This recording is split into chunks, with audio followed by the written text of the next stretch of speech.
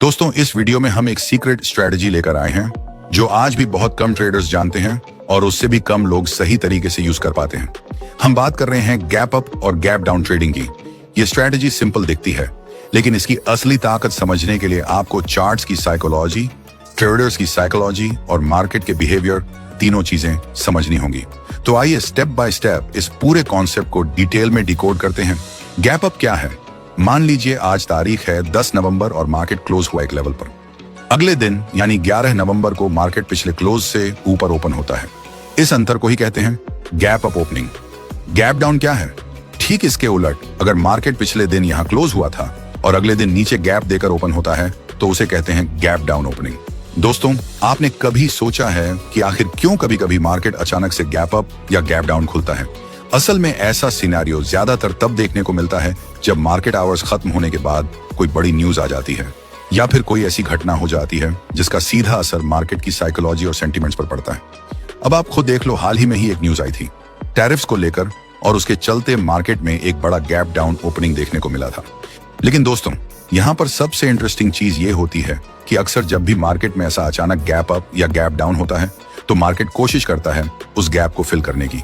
इसको ही हम कहते हैं गैप फिलिंग।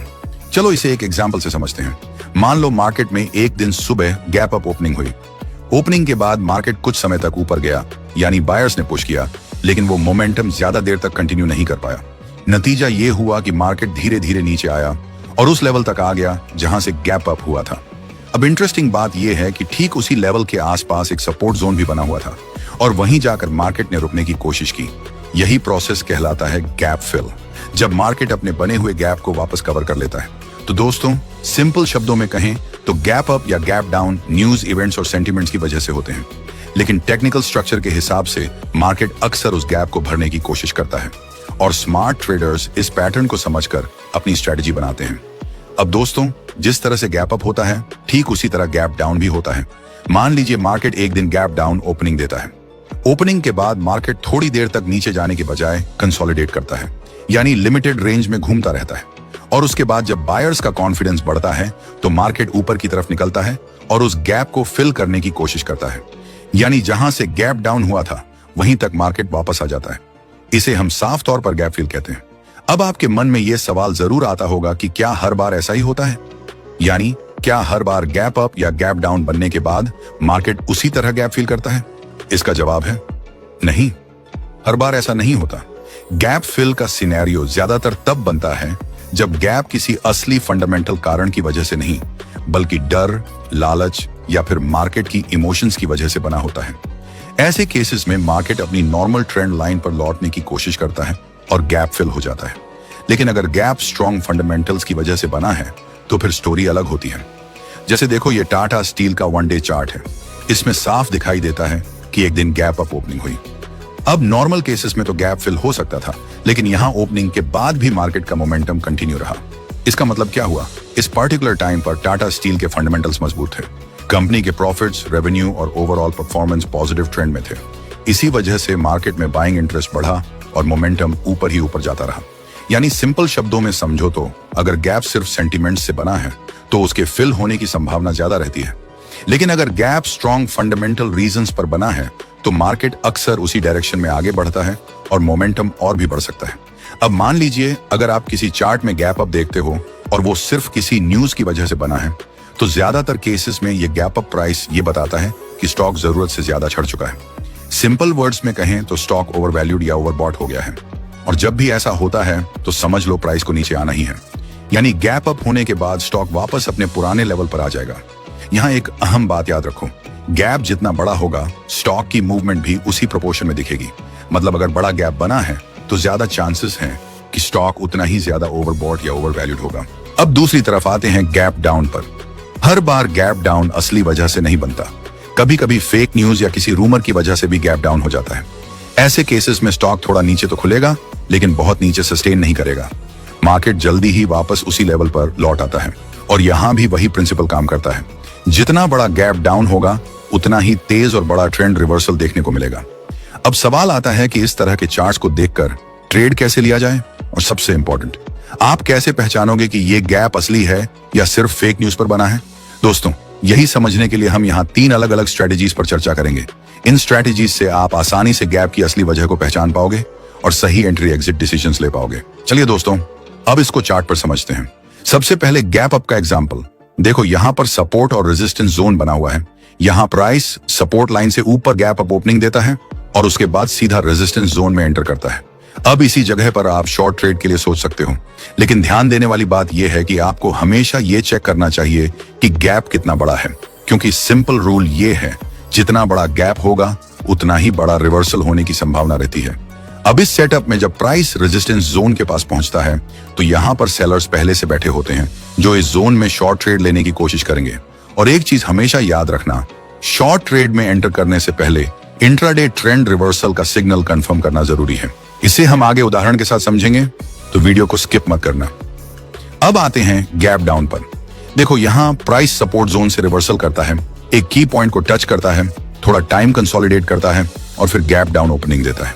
गैप डाउन होने के बाद प्राइस वापस सपोर्ट जोन पर आता है।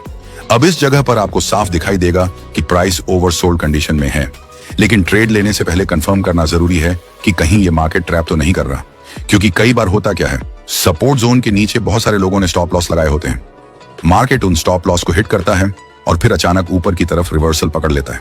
और जब ऐसा होता है तो आपके पास एक बाय साइड अपॉर्चुनिटी बनती है। अब चलते हैं एक और एग्जांपल पर कि ट्रेड प्रैक्टिकली कैसे लेना है।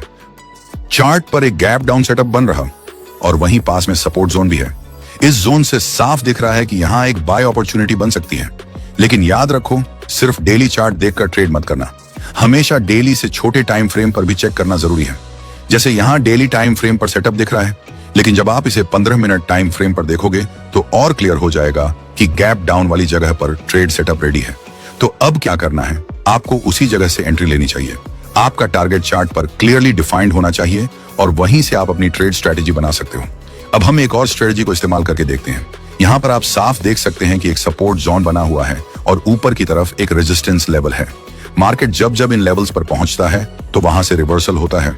अब यहाँ पर हुआ भी वही, मार्केट ने एक गैप डाउन बनाया और उसके साथ साथ कई कैंडल्स ने बोलिंजर बैंड के बाहर ब्रेक किया। और ये ब्रेक कहां पर हुआ?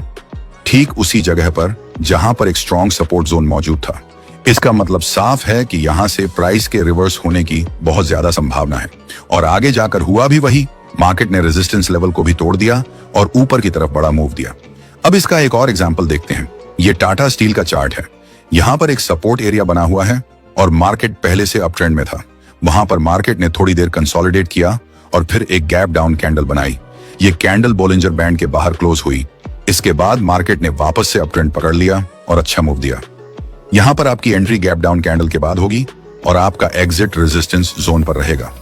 लेकिन ध्यान रहे, ट्रेड लेने से पहले और एंट्री करने से पहले छोटी टाइम फ्रेम जैसे 5 मिनट या 15 मिनट चार्ट पर कॉन्फर्मेशन लेना जरूरी है, क्योंकि जब बड़ी टाइम फ्रेम पर सेटअप दिखे और छोटी टाइम फ्रेम पर उसका कॉन्फर्मेशन मिल जाए तो ट्रेड की एक्यूरेसी और परफेक्ट एंट्री दोनों बहुत इंप्रूव हो जाते हैं।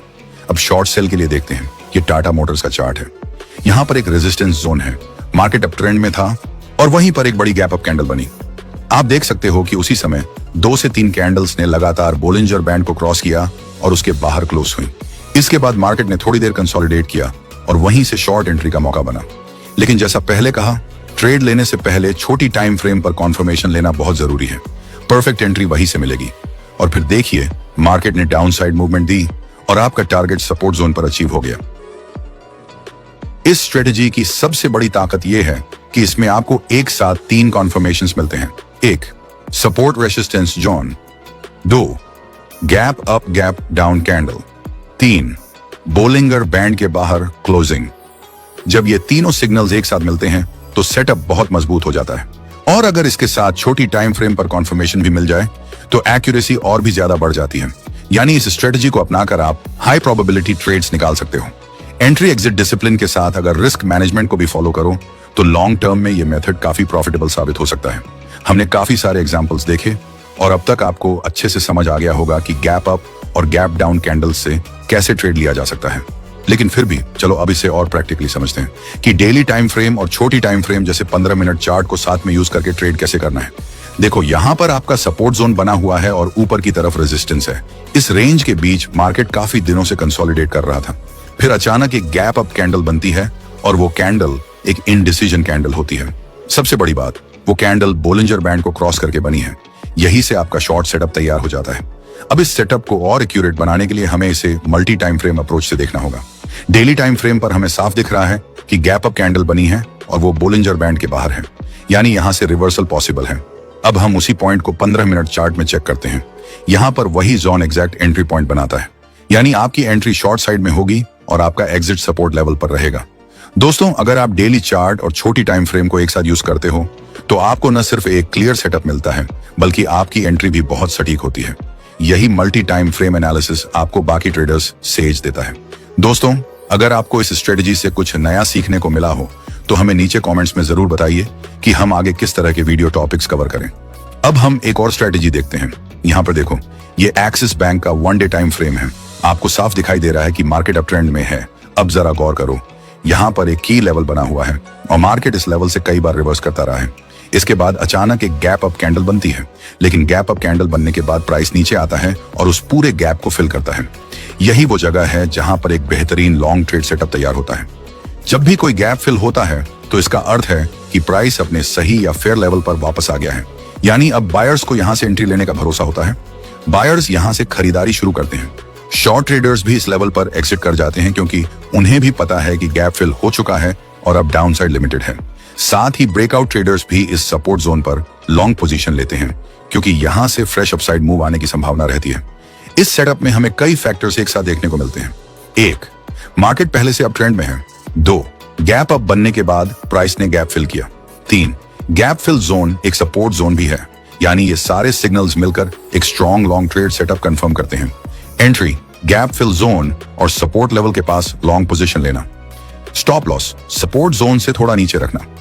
टारगेट, अगला रेजिस्टेंस जोन या फिर 1:2 रिस्क रिवॉर्ड रेशियो के हिसाब से एग्जिट करना। इस तरह के गैप फिल सेटअप्स काफी पावरफुल होते हैं क्योंकि इनमें बायर्स, शॉर्ट ट्रेडर्स और ब्रेकआउट ट्रेडर्स तीनों एक साथ एक्टिव हो जाते हैं, यानी डिमांड अचानक बढ़ जाती है और प्राइस तेज मूव दे सकता है।